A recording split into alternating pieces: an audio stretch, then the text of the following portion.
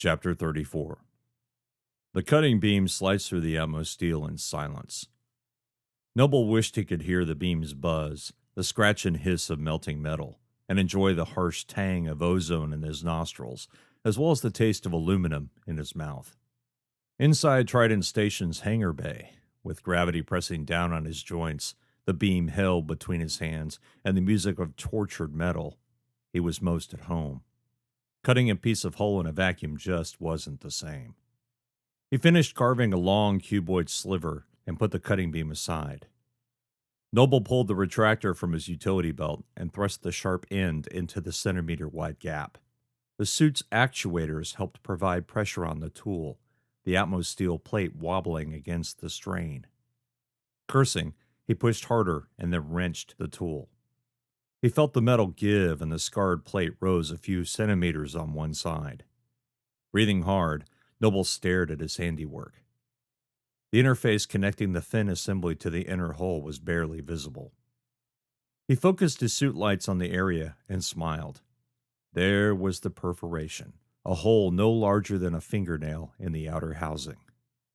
First, patching resin. With movements born of routine, he pulled a resin strip from the pack and carefully slid it over the perforation. Once certain the strip was secure, he pulled the heat gun from the pack and pressed the needle-sized nozzle onto the strip. When he depressed the trigger, the tool released a barely visible stream of excited plasma. The resin melted beneath the heat, the ferrous compound flowing like liquid across the hole. He passed the scanner over the area again. The resin filled the shielding perforation perfectly. In a few seconds, the residual heat disappeared, freezing the resin in place. Black, can you run a diagnostic and tell me if the radiation is still leaking? Yes, Lieutenant, Black said. Noble waited, the sound of his breathing and the steady thump of his heart the only company in his universe. All he had to do was wait for Black to give him the all clear, and then he could tamp down the layer of hole, weld a patch, and call it good. He could get out of the suit. He could get Reactor 3 back online again, and they could get on with the rest of this shit show of a mission. Something bumped his foot, and Noble froze. He'd forgotten about the Pinecones. He was afraid to look down. The mostly still image on one of his HUD windows twitched with movement. He had to look down. He had to see. Swallowing hard, he tilted his helmet down and stared with wide eyes. A pinecone floated by his foot. A single claw flicked from its bulbous end, scratching at his mag boot. His breath came in rapid huffs of air, leaving him lightheaded. He felt a tremor near his toes, as though the thing were burrowing through the thick fabric and metal weave. Lieutenant, Black said. The sudden volume of the AI's voice startled him, causing him to lean backward with both feet still stuck to the hull. the radiation. I have a problem, he stammered into the comms. What is the nature of your problem? Black asked, her voice saccharine and amused. He couldn't get enough air in his lungs. Pinecone, he said. They're alive. Black paused before speaking.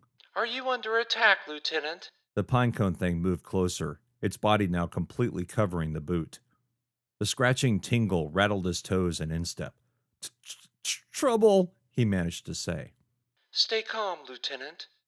The AI's words sounded distant, as though they were coming from another planet. Do not move. Copy. I suggest you cut the magnetics on your boots. Noble's voice hitched in his throat. Can't, he said. We'll float away. When Black spoke again, a hint of concern, whether manufactured or real, he didn't know, colored her voice. Help is on the way, Lieutenant. Please cease power to your magnetics. You are tethered, sir. Tethered. Yes, he was tethered. Why didn't he? The itching sensation on his foot became more pronounced. An alert appeared on his HUD. He was losing suit integrity on the boot. With a scream of panic, he sent a block command to disable the magnetics. The instant he did, his feet floated free of the hull. The pinecone, however, did not cease moving against him. An invisible force pushed his left foot behind him, the itching sensation increasing. He kicked his leg out, the pinecone thing bouncing off the boot's surface in an awkward tumble. The pinecone floated a meter or two away, righted itself, and brandished its claw. Noble reached for the cutting beam in his belt, his hand shaking so hard it took 3 tries to free it. The Pinecone was closing in. Noble raised the cutting beam, waited until the Pinecone floated in range, and activated the tool. A bright blue centimeter-long teardrop of incredible heat instantly appeared from the tool's barrel. The beam hit the Pinecone's shell, sending several crimson sparks of light dancing above the creature. The Pinecone seemed to draw into itself and then expand, the effort moving it away from Noble. The other 2 Pinecones rose from the hull as if on cue. Panicking, Noble hit his suit thrusters. He shot away from the fin assembly until he ran out of tether. The jerk of the carbon fiber line rattled his brain and sent him careening into the hull. Cursing, he stared back at the fin assembly. 3 pine cones floated beside the crack in the hull, their bodies pulsing. Now they were between him and the safety of the airlock. His voice, little more than a choked whisper, he said, "Black?" Yes, Lieutenant. Are you safe? The pine cone that had clawed at his foot turned in the ZG and faced him, shining claw pointed directly at him. "Not in the least," he said. "I have an open hull plate and 3 of those void damn things staring at me." They have eyes? Black asked. "How the fuck should I know?" Noble tried to slow his breathing, calm his ever-sprinting heart, and get himself under control. He wasn't winning that battle. The command crew is aware of your situation. Black said. Please calm your heart rate, Lieutenant. You are using up your oxygen rather quickly. "No shit," he grumbled. His back and neck ached from the wrench of the tether, halting his momentum. After a moment, he realized he still held the cutting beam in a death grip. The beam still glowed. Cursing, he turned off the power and shoved it back into his belt. Hands shaking, he pulled the rifle from his back and aimed it at the pine cones. That's better. The AI said. You're breathing. "In the name of all the gods, will you shut up? What do I do about these things?" If an AI could sigh, he was certain Black was. I suggest you stay where you are and try not to appear threatening. Right, threatening. Noble shook his head. A twinge of pain flared at his neck. "Tell them that." The pine cones were off the hull and seemed to be floating toward him. He kept his hands before him and mag-locked his boots to the hull. Something bumped his back. Noble froze. The something bumped him again. He brought up the rear camera feed on his HUD and wanted to shriek. Dozens of pine cones had arrived, and they all seemed to be converging on him. Chapter 35. Mira's corridors may have been cloaked in darkness, but somehow gliding at the slip point was worse. 7 decks to fly up. 7 decks to travel while encased in a 3-meter cube of absolute night, whose walls barely reflected any light at all.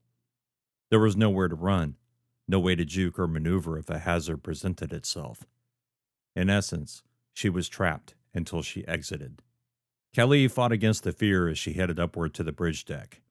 Every 5 meters, she passed another opening leading into unknown corridors populated by either the dead or potentially hostile life forms. While passing the first 3 slip point exits to other decks, she held her breath, her rifle pointed at the rectangle of black, waiting for something to come through and attempt to eat her and her squad. When her body cleared the opening, she relaxed, slightly. Dickerson, bringing up the rear, reported each time he passed an exit. She'd felt silly asking him to do it, but it made her feel better to know the rear guard was still flying behind them. The debris inside the slip point was sparse. The occasional tool, personal item, or fractured piece of metal floated past them on their way up. She'd only had to use her free hand to push them to the wall twice. Her priority was not her own safety, but to make sure Carb and Elliot didn't take any hits. Carb could afford it. Elliot, on the other hand, wore a suit not meant for combat or impacts with stray material. His suit might puncture, and if it did, he was dead. She managed to keep herself from giving voice to those thoughts, but they spun and tumbled through her mind. Callie focused on what was ahead of her, all the while hoping there wouldn't be something waiting for her and the squad in the darkness. As with the rest of the ship, the strong suit lights penetrated the darkness for a few meters, and then seemed to dissolve as if the yawning black of space had swallowed the illumination. Another piece of debris floated by her, this one an ID card. She reached for it with her free hand as it sped by and managed to catch it between her fingers. She stuffed it into her utility pouch without breaking speed or her focus on the darkness ahead of her. It was something she could check later, if it mattered. 3 more levels to go. 3 more and they would be on the bridge deck and hopefully find something to boost their comm signals. The hell with the mission. She had to get her squad off this wreck. Connecting to the captain, to Black, hell, to anyone outside Mira was their only chance at survival. Even assuming they found enough thruster fuel to replenish their suits, it was impossible to know where S&R Black was in relation to Mira. If more shatter storms had entered the area, Dunn would have moved the ship to a safe distance. The same if the stabilization efforts had resulted in more debris. It was certainly what she would have done. Dunn, Talby, and Gunny weren't going to leave her squad behind without a fight. She knew that. But she also knew that the command crew would sacrifice her and the others if it meant saving everyone else aboard S&R Black. Although the thought gave her the chills, she also knew it was the right call. Besides, her squad could be dead in 5 minutes, let alone 5 hours. Or 5 days. That was another thought she didn't like to entertain, but it wouldn't leave her mind. 2 levels. Kelly's sense of dread departed. Instead, a sense of hope replaced it. The bridge deck was just above them now. Just have to keep floating, keep moving, and keep the debris away from Elliot. 1 level. A manic grin crept across her lips, along with excitement. They were nearly there. Just a few more meters. She hit her thrusters to slow herself. The very end of the slip point lay directly above her. "We're here," she said over the comms, doing her best to hide the joy in her voice. She maglocked a glove to the wall and slowly turned to face the slip point exit. The yawning darkness didn't seem as threatening. She pointed her helmet downward and saw her squad's suit lights. They'd made it. All of them. "Dickerson, keep checking our 6. I'm going to clear the front of the corridor before I bring you up. Understood?" The affirmatives sounded less grim than she'd expected. Maybe the excitement was catching, or maybe they were just too tired to care anymore. If she didn't find a way out of here for them in the next hour or so, even she might give up. Kelly broke the magnetic field and pushed off the wall into the slip point's exit. Once through the threshold, she turned the mag boots on and stuck fast to the deck. "Back to mag walking," she said to no one. Her feet hurt. She didn't realize just how much until they began their ascent from the lower decks. While floating through the cramped and claustrophobically tight slip point, without the stress and pressure of mag walking, her feet stopped hurting. Maybe that was one of the reasons she felt so high right now. Either that, or the nannies had decided a touch of THC was just what she needed. But now, alternately raising her feet to break the magnetic field only to put them down again, her feet ached like a bad tooth. She hoped the nannies would pump up the pain meds soon, as the discomfort only added to her exhaustion. She shined her helmet lights down the long corridor facing her. Shadows moved at the light's edge. Kelly paused for a moment, straining to make out the shapes. It was impossible from this distance. She'd have to go forward to clear it. The mania she'd felt a moment ago dissolved in the face of the darkness.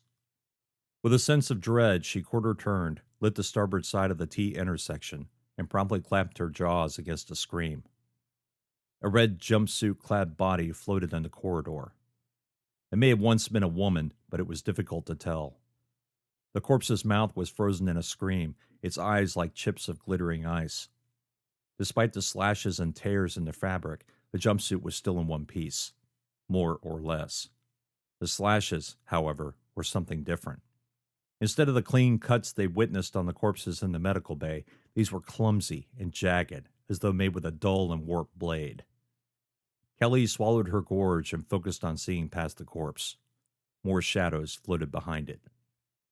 She paused to make sure nothing was moving, rechecked the T, and then turned to face the port side. Her lights illuminated an empty corridor as far as she could see, not as though that was very far. "How you doing, Corporal?" Dickerson said. "Oh," she said, "just fine. It's wonderful up here," "I'll bet. he said. Any pine cones?" "No," she said, "at least not that I can see, but there are several bodies down one corridor." "Wonderful," Carb groaned.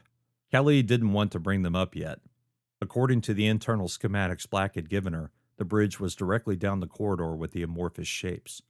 That's where they needed to head, but something felt wrong. Not being able to see what those things were made her very uneasy. Squad, she said, here's the plan. I'm going to scout a few meters ahead. Carb, bring yourself and Elliot up, but stay near the slip point entrance. Dickerson, get up here. You'll need to watch the other sections of the T. Affirmative streamed through the comms. Ignoring the mutilated corpse on her left, she crouch walked 3 meters into the main corridor before stopping. The rear camera feed on her HUD showed lights coming out of the slip point. Carb and Elliot were almost out. Good. She took another step forward, then another, and another. The blobby shadows sharpened, their shapes slowly coalescing into something concrete. Kelly gritted her teeth.